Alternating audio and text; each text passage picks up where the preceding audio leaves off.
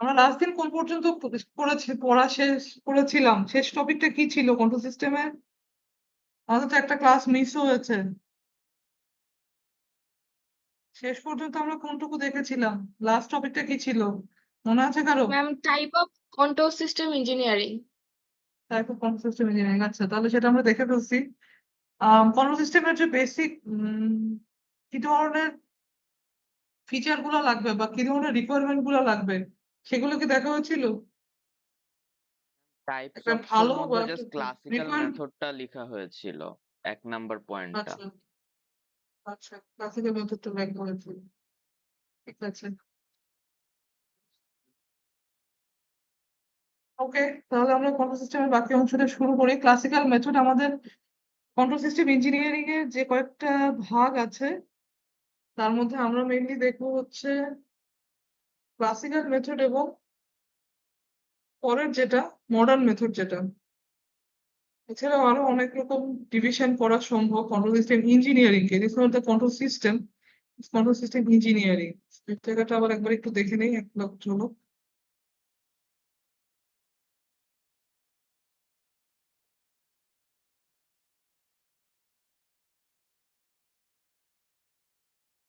Screen share দিচ্ছি, দেখা যাচ্ছে?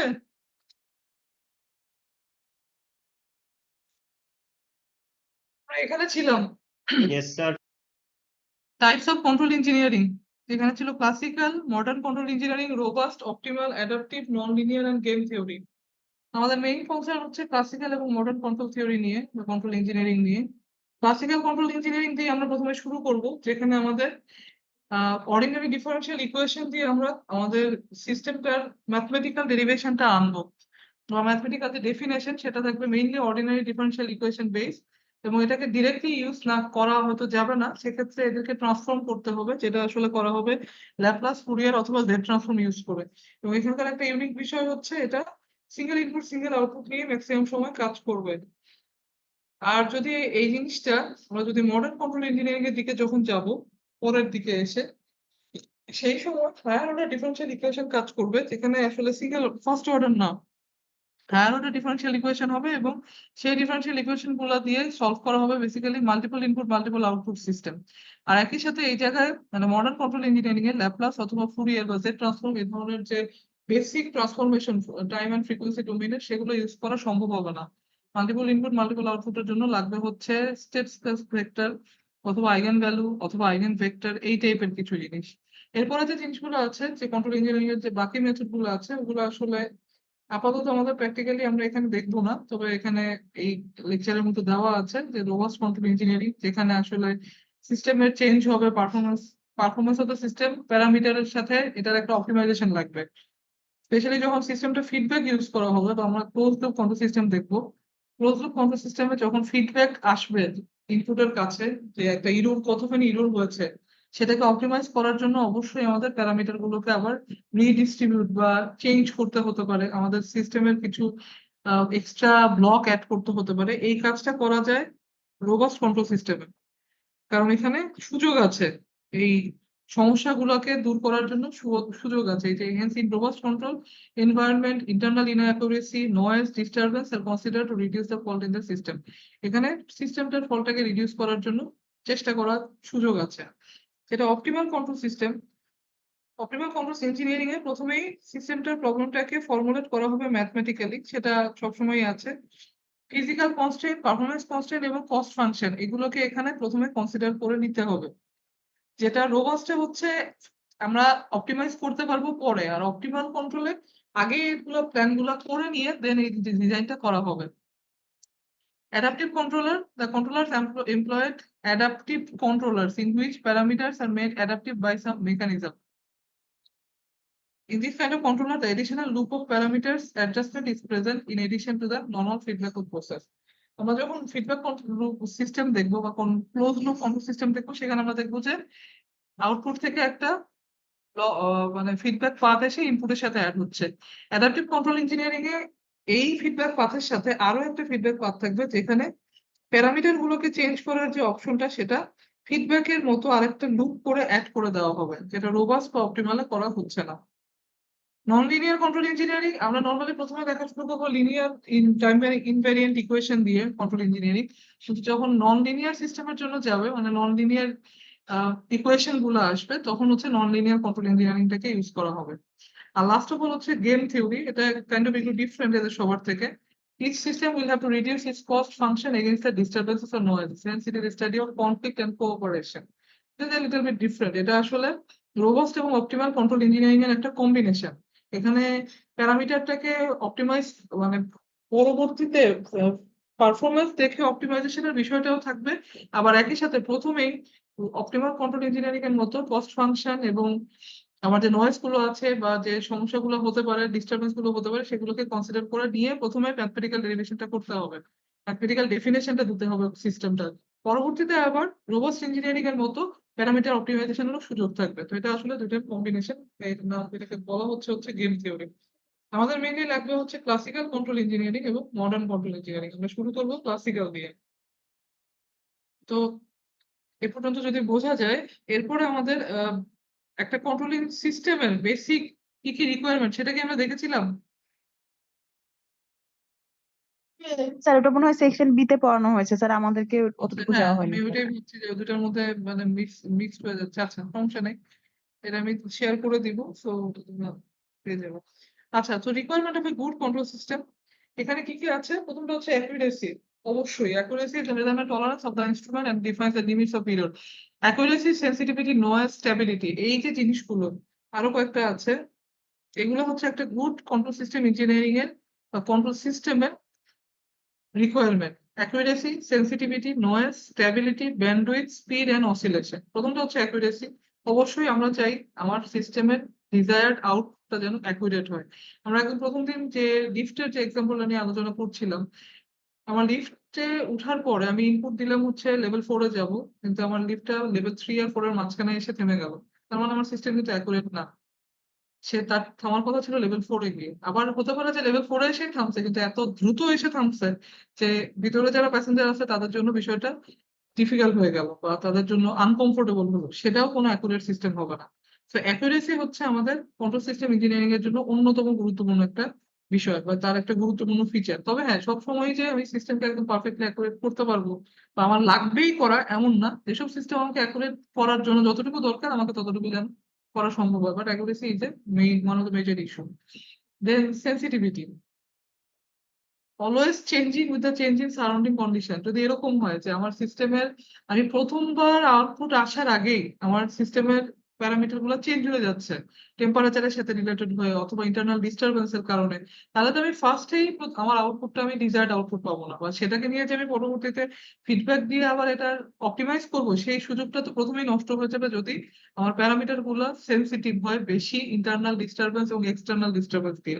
সো সেন্সিটিভিটিটা খুবই কেয়ারফুল থাকতে হবে ইন টার্মস অফ চেঞ্জ, যে আমি এমন ভাবে যেন আমার প্যারামিটার এবং ইকুইপমেন্টকে ডিজাইন করতে পারি যাতে এক্সটার্নাল নয়েজ অথবা ইন্টারনাল কোনো ইস্যুর কারণে তার পারফরমেন্স ডিগ্রেড না হয়।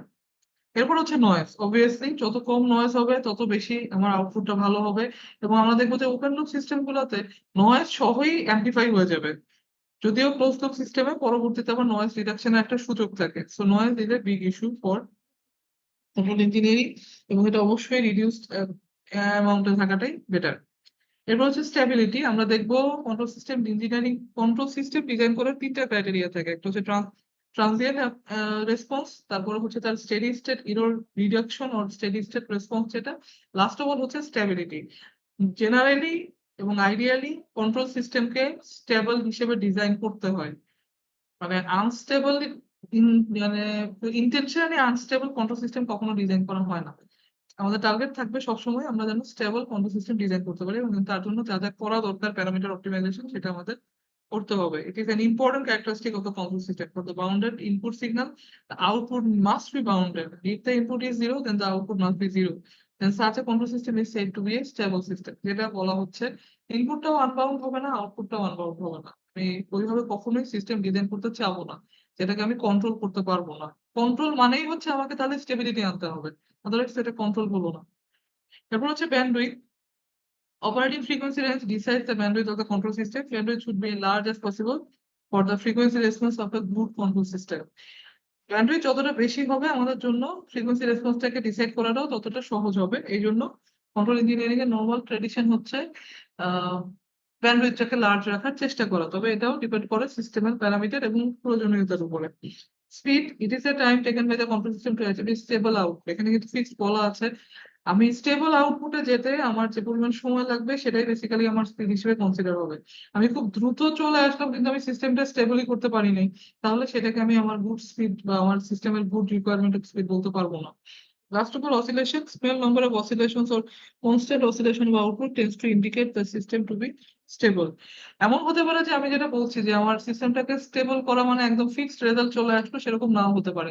হয়তো শেষে এসে অসিলেট হচ্ছে, আউটপুটটা অসিলেট হচ্ছে, বাট অসিলেশন রেঞ্জটা হচ্ছে ফিক্সড, যেটা হচ্ছে আপ ডাউন লেভেলটা ম্যাক্সিমাম এবং মিনিমামটা ফিক্সড এর মধ্যে অসিলেশনটা হচ্ছে।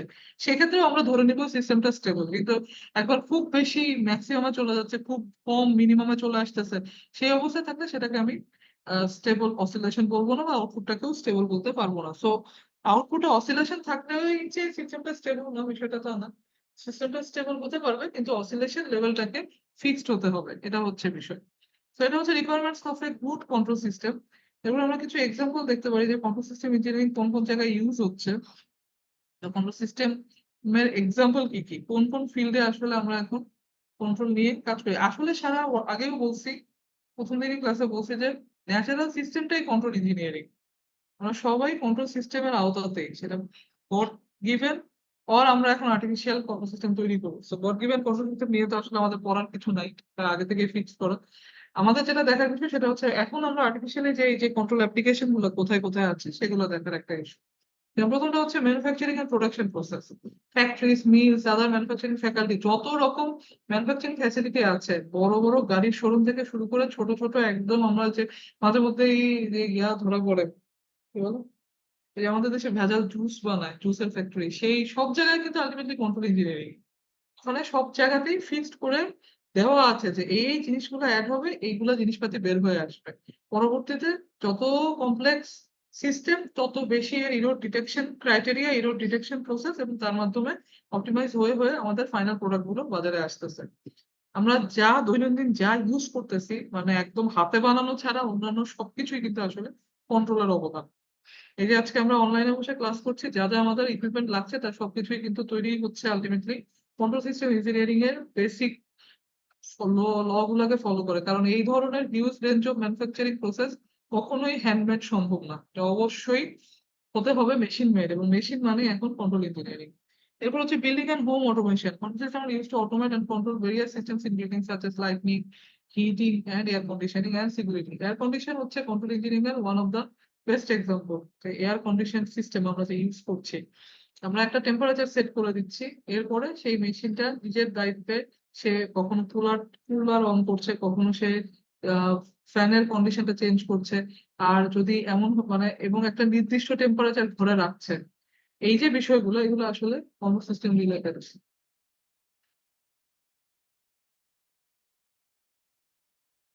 ঠিক আছে, এরপর হচ্ছে transportation system. Obviously traffic control system, railway signalling, aircraft auto pilot system, এগুলো সবই হচ্ছে কন্ট্রোল ট্রান্সপোর্টের মধ্যে কন্ট্রোলের ব্যবস্থা। এবং বাংলাদেশে এখন অন্যত বড় উদাহরণ আমরা বলতে পারি সেটা হচ্ছে মেট্রো রেল, যেটা আসলে কন্ট্রোল ইঞ্জিনিয়ারিং এর রাইট নাও বাংলাদেশের জন্য the modernest example for transportation system. যদিও আমরা আমাদের ক্যারেক্টারের কারণে অনেক সময় আমাদের এখানেও মানে মানুষের ইন্টারাকশন লাগছে, বাট তারপরেও যথেষ্টই এটা ফলো করছে কন্ট্রোল সিস্টেম ইঞ্জিনিয়ারিং এর মডার্ন রুল গুলোকে। কারণ এখানে সবকিছুই ফিক্স করে দেওয়া, চেঞ্জ করার কোনো সুযোগ মানুষের হতে নাই, মানে সিস্টেমটাই করে দেওয়া হবে। মানুষের অবশ্যই মানুষেরই বানানো এই সিস্টেমটা, বাট প্রসেসটা running. Then power generation and distribution, power plant গুলো এবং ইলেকট্রিক গ্রিড গুলো এগুলো অবশ্যই একটা সব মাঠে দাঁড়ায় ওই যে ইয়া করতেছে, চারা লাগাচ্ছে অথবা ধান কাটতেছে, এইসব সিনারি কিন্তু বাইরের দেশে কখনোই দেখা যায় না। এখানে একটা মেশিন একা একা ঘুরে ঘুরে সে ক্রপ হারভেস্ট করে ফেলতেছে, ক্ষেতের থেকে ফসল উঠাচ্ছে, এটা ওদের ওইসব দেশে খুবই নর্মাল সিনারি। এখানে আমাদের দেশে অনেক বেশি এখনো মানুষের মাধ্যমে, বাট আমরা ধীরে ধীরে আগাচ্ছি সেই দিকে। এরপর military and defence system, obviously missile defence, radar, drone কোনো কিছুই কন্ট্রোলের আওতার বাইরে না। এবং এই প্রসেস গুলো এখন করা সম্ভব হচ্ছে দেখেই কিন্তু মিলিটারি ওয়ার্ল্ডে আমরা এত বেশি আগায় আছি। ঠিক আছে? লাস্ট অফ অল রোবোটিক্স, যেটা আমাদের রাইট নাও আমরা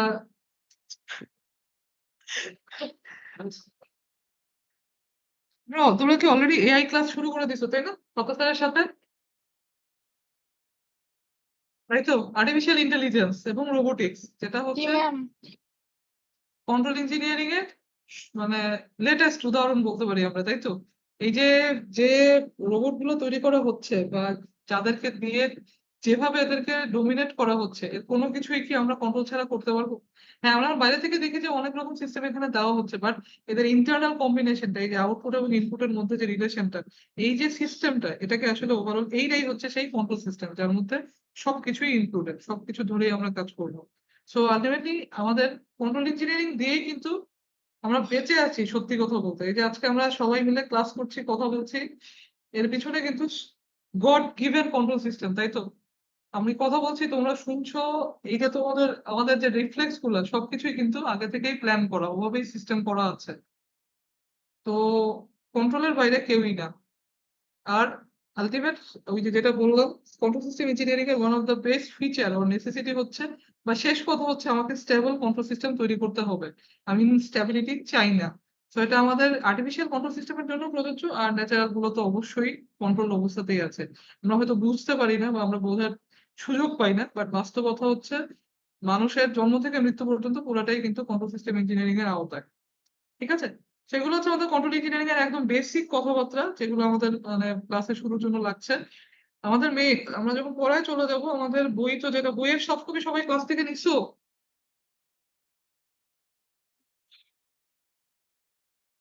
সফট কপি কি নেওয়া হয়েছে ক্লাস থেকে? নাইসের বই তোমাদের ইয়া কবে? বই উঠানোর ডেট কবে? জেরিয়াস, বই কি পাইছো? 28 তারিখ না ছিল? বই তো কেউ কি পাইনি।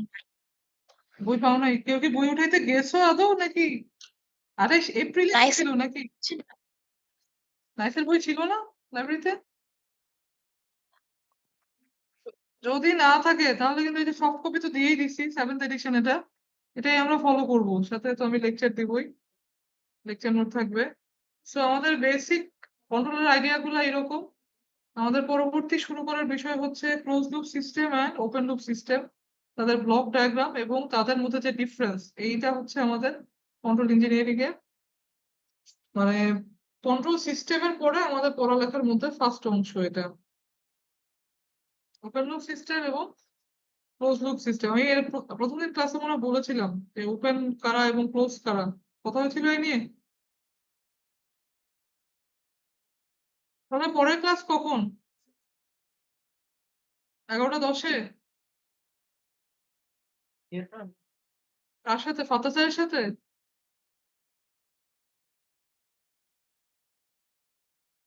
এটা 5টা স্যারের ক্লাস স্যার।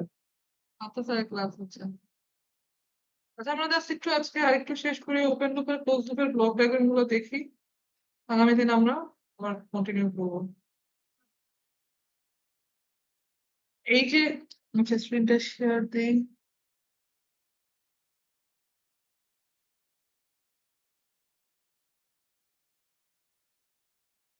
দেখা যাচ্ছে বইটা? কন্ট্রোল সিস্টেম ইঞ্জিনিয়ারিং এর block diagram of control system, open loop system and close loop system.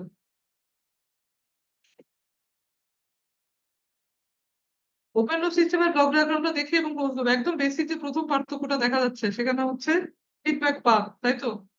Open loop সিস্টেমের শুরু হচ্ছে একটা ইনপুট ট্রান্সডিউসার দিয়ে এবং শেষ হচ্ছে আউটপুট আর কন্ট্রোল ভেরিয়েবল। আর কোনো feedback, output, transducer or sensor নাই। এখানে ইনপুট ঢুকছে, একটা ইনপুট ট্রান্সডিউসার, ট্রান্সডিউসার পড়েছি না আমরা? পড়েছি কি মেজারমেন্ট এন্ড ইনস্ট্রুমেন্টেশন এই সাবজেক্টে? মনে আছে ট্রান্সডিউসার কারা? ট্রান্সডিউসারের কাজ কি মনে আছে? ম্যাম মেকানিক্যাল থেকে ইলেকট্রিক্যালে কনভার্ট করে, ইলেকট্রিক্যাল থেকে মেকানিক্যালে কনভার্ট করে। হ্যাঁ, ইলেকট্রিক্যাল থেকে মেকানিক্যাল, মানে আলটিমেটলি ট্রান্সডিউসার হচ্ছে সেই এলিমেন্ট যে ইদার আমাকে, মানে আমাকে কনভার্ট করে দিবে। আমাকে ইনপুট ট্রান্সডিউসার বলে, সে যদি আমার সিস্টেমটাকে আমি ইলেকট্রিক্যাল ইনপুট দিয়ে রান করাতে চাই, অবশ্যই আমি ইলেকট্রিক্যাল ইনপুট দিয়ে রান করবো, যেহেতু আমরা ইলেকট্রিক্যাল ইঞ্জিনিয়ারিং করছি। সো যে কোনো ফরম্যাট থেকে আমাকে ইলেকট্রিক্যাল ইনপুট দিয়ে কনভার্ট করে দিবে। আবার একদম শেষে যখন আমি এটাকে প্র্যাকটিক্যালি ইউজ করতে যাবো, সেই সময় যদি আমি ইলেকট্রিক্যাল ইনপুটটা ইউজ না করতে চাই, তাহলে সেখানে ইলেকট্রিক্যাল থেকে সে আবার মেকানিক্যাল আর অপটিক্যাল যেভাবে চাচ্ছি আমি সেভাবে কনভার্ট করে দিবে। So open loop control system হচ্ছে সিঙ্গেল লাইন। এখানে ইনপুট যেটাই আমরা দিচ্ছি, ইনপুট ট্রান্সডিউসার সেটাকে ইলেকট্রিক্যালি কনভার্ট করবে। এরপর হচ্ছে একটা কন্ট্রোলারের মাধ্যমে, যেটা হচ্ছে বেসিক্যালি ওইটাই আসলে প্রসেসটাকে রান করবে বা প্ল্যানটাকে রান করবে। Controller, summing junction, process plan এবং সামিং জাংশন 2 মানে ২ টা ডিস্টারবেন্স যেখানে আমাদের নয়েজ বা ইন্টারফারেন্স এড হতে পারবে, এরকম ২ টা অপশন এখানে আছে, ২ টা জায়গা আছে এখানে। নরমালি ১ম টা তো অবশ্যই হয়। কন্ট্রোলার থেকে প্রসেস প্ল্যান্ট এইটুকু এলাকার মধ্যে অবশ্যই এখানে নয়েজ ম্যাক্সিমাম সময় এড হয় এবং পরবর্তীতে আরেকটা জায়গা আছে যেখানে আউটপুট বা কন্ট্রোল ভেরিয়েবল আসার আগেও নয়েজ এড হতে পারে এবং আহ, এই ওপেন লুপ সিস্টেমে এই নয়েজটাকে রিডিউস করার বা আউটপুট ভেরিয়েবলটাকে অপটিমাইজ করার মতো কোনো ব্যবস্থাই নাই। সো এখানে ইনপুট ট্রান্সডিউসার তার কনভার্সনটা করবে এবং কন্ট্রোলার হচ্ছে ওই কনভার্টেড ইনপুটটাকে নিয়ে সেই প্রসেসটাকে রান করা শুরু করবে। মানে কন্ট্রোলার এবং প্রসেস মিলে হচ্ছে আমাদের সিস্টেমটা। আর এখানে ডিস্টারবেন্স অ্যাড হচ্ছে সামিং জাংশন 1 অথবা সামিং জাংশন 2 তে। Most of the case summing junction 1 এ আমি আউটার মানে ডিস্টারবেন্স গুলোকে বা ইন্টারফারেন্স গুলোকে অ্যাড করতে পারবো বা অ্যাড করাবো। অ্যাড হবে আর কি সোজা কথা। এবং শেষ পর্যন্ত আমরা আউটপুট আর কন্ট্রোল ভেরিয়েবল পাচ্ছি, যেটা হচ্ছে আমাদের final output for open loop system. এবং ওপেন লুপ সিস্টেম অপটিমাইজ করা সম্ভব না, এখানে প্যারামিটার চেঞ্জ করার কোনো অপশন নাই। ওপেন লুপ সিস্টেম এই জন্য তুলনামূলকভাবে কম feasible. Open loop system do not correct the disturbances and are simply commanded by the input. এটা হচ্ছে ইনপুটে যা থাকবে আউটপুট সেটাকে জাস্ট এমপ্লিফাই করে বের করে নিয়ে আসবে। এখানে আর কোনো কিছু চেঞ্জ হওয়ার খুব একটা সুযোগ থাকবে না। মানে এখানে আসলে এটাকে নিয়ে সবসময় কাজ করা, এখন আমাদের যে মডার্ন বা এখন আমাদের যে কমপ্লিকেটেড কন্ট্রোল ইঞ্জিনিয়ারিং ওয়ার্ক, সেখানে ওপেন লুপ সিস্টেমটা খুব বেশি ইফেক্ট করতে পারে না, এফেক্টিভ ভূমিকা রাখে না। এবং এই কারণেই আমাদের এই যে পরবর্তী যে block diagram, close loop control system, যেখানে আমার ইনপুট ট্রান্সডিউসার আছে, কন্ট্রোলার আছে, প্রসেসর প্ল্যান্ট আছে, সামিং জাংশন আছে, কিন্তু এক্সট্রা হিসেবে যেটা আছে সেটা হচ্ছে আউটপুট ও কন্ট্রোল ভেরিয়েবল থেকে আউটপুট ট্রান্সডিউসার অর সেন্সরের মাধ্যমে আমি আরেকটা সামিং জাংশনের মধ্যে নিয়ে আসতেছি, যেখানে আমরা পাবো হচ্ছে ইরোর অর অ্যাকচুয়েটিং সিগন্যাল, যেটা আসলে ইনপুট ট্রান্সডিউসার থেকে পাওয়া ইনপুট এবং আউটপুট ট্রান্সডিউসারের যে রেজাল্ট, এটার দুইটার ডিফারেন্সটা হচ্ছে ইরোর অর অ্যাকচুয়েটিং সিগন্যাল। এবং প্রথম ধাপে একবার আউটপুটটা জেনারেট হয়ে ও এই আউটপুট ট্রান্সডিউসারের মাধ্যমে সামিং জাংশনে যখন এই আউটপুট রেজাল্টটা আসবে, সেটাকে দেখে কি কতটুকু অপটিমাইজেশন করা লাগবে, কতটুকু প্যারামিটারে চেঞ্জ করা লাগবে, সেই জিনিসটা রেজাল্টটা পাওয়া যাবে হচ্ছে ইরোর সিগন্যাল থেকে বা অ্যাকচুয়েটিং সিগন্যাল থেকে। পরবর্তী ধাপটা রান হবে এই অ্যাকচুয়েটিং সিগন্যালের মাধ্যমে, মানে এটাকেই পরবর্তীতে কন্ট্রোলার তার ইনপুট হিসেবে ইউজ করবে এবং প্রত্যেকবার ঘুরে ঘুরে এসে এই একই ঘটনাটা চলতে থাকবে। তো this is the close loop system এবং এটা অবশ্যই অপটিমাইজেশন সম্ভব। এবং এখানে ডিজাইনটাকে মানে আমার পারফরমেন্সের অ্যানালাইসিস এর মাধ্যমে আমি এটাকে চেঞ্জ করে নিতে পারবো, চেঞ্জ করতে পারবো এটাকে আমি কি বলে এটার পারফরমেন্স ইনক্রিজ করতে পারবো বা ইমপ্রুভ করতে পারবো। Obvious advantages over of greater accuracy then the open loop system. এটার কোনো সন্দেহই নেই যে এটা অবশ্যই অনেক বেশি অ্যাকুরেট রেজাল্ট দিবে। এবং আমি বলছি যে একটা গুড কন্ট্রোল সিস্টেম ইঞ্জিনিয়ারিং এর সেন্সিটিভিটি ডিপেন্ড করে হচ্ছে তার চেঞ্জের উপরে, কত কম চেঞ্জ হচ্ছে আউটপুট ডিস্টারবেন্স এবং ইন্টারনাল ডিস্টারবেন্স এর মাধ্যমে আমার এই প্যারামিটার বা তার রেজাল্টটা কত কম চেঞ্জ হচ্ছে, সেটার উপর বেস করে আমি সেন্সিটিভিটি ডিফাইন করব। তো ওপেন লুপ সিস্টেম অবশ্যই অনেক বেশি sensitive in case of noise, কারণ সে নয়েজটাকে নিবে, ডিস্টারবেন্সটাকে নিবে এবং তার প্যারামিটার চেঞ্জ হয়ে যাবে, সে ওটাকে অ্যাম্পলিফাই করে ফেলবে, ওই নয়েজ শুদ্ধ রেজাল্টই আউটপুটে চলে আসবে। সেই তুলনায় ক্লোজ লুপ সিস্টেম কম সেন্সিটিভ, কারণ যদিও নয়েজ এখানে অ্যাড হবে, কিন্তু যখন আউটপুট আর কন্ট্রোল ভেরিয়েবলটা ট্রান্সডিউসারের মাধ্যমে এসে ওই যে এরর সিগন্যাল আসবে, ওই সময় কিন্তু এটা চেঞ্জ হয়ে যাবে। মানে ওই সময় আমরা এই রেজাল্টটাকে চেঞ্জ করতে মানে অপটিমাইজ করতে পারবো, পারফরমেন্সটাকে আবার অপটিমাইজ করতে পারবো। সো এই কারণে close loop control system obviously open loop control সিস্টেমের থেকে অনেক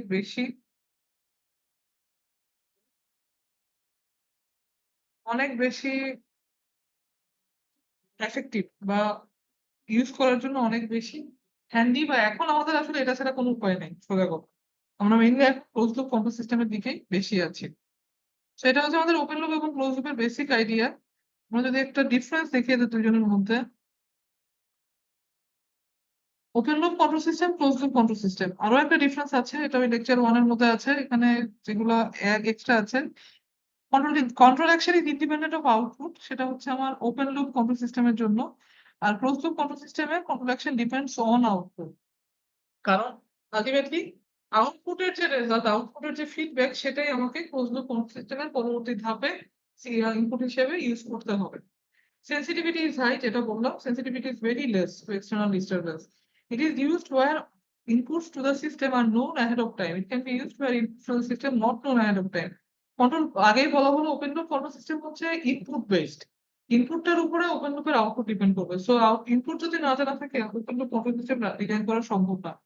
আর ক্লোজ লুপের ক্ষেত্রে আমার যখন পুরো এরর সিগন্যালটা আসছে এই বিষয়টা কিন্তু আমি আগে জানি না। সো আমি বলতে পারি যে এরর সিগন্যাল এই যে এই অংশটা যে আমি আগে ওপেন লুপের অংশ কেবল আগে ইনপুটটা জানি না, সেরকম সিস্টেমও আমি ক্লোজ লুপ দিয়ে ডিজাইন করতে পারবো। Number of components are less, they are simple and cheap. Number of components are more, they are complex and costly. Obviously, এটাই হওয়ার কথা। Optimization possible না ওপেন লুপের জন্য, optimization obviously possible ক্লোজ লুপের জন্য। They are unreliable and inaccurate system, they are reliable and accurate system. Open loop system unreliable আর close loop system reliable, অবশ্যই তাই হওয়ার কথা। আমাদের আমাদের যে আপাতত আমরা যা দেখছি তার উপরে বেস করে আরো কিছু পার্থক্য আছে, সেটা একটু দেখি। ওই একইগুলোই, সাথে আর 2-একটা অ্যাড আছে।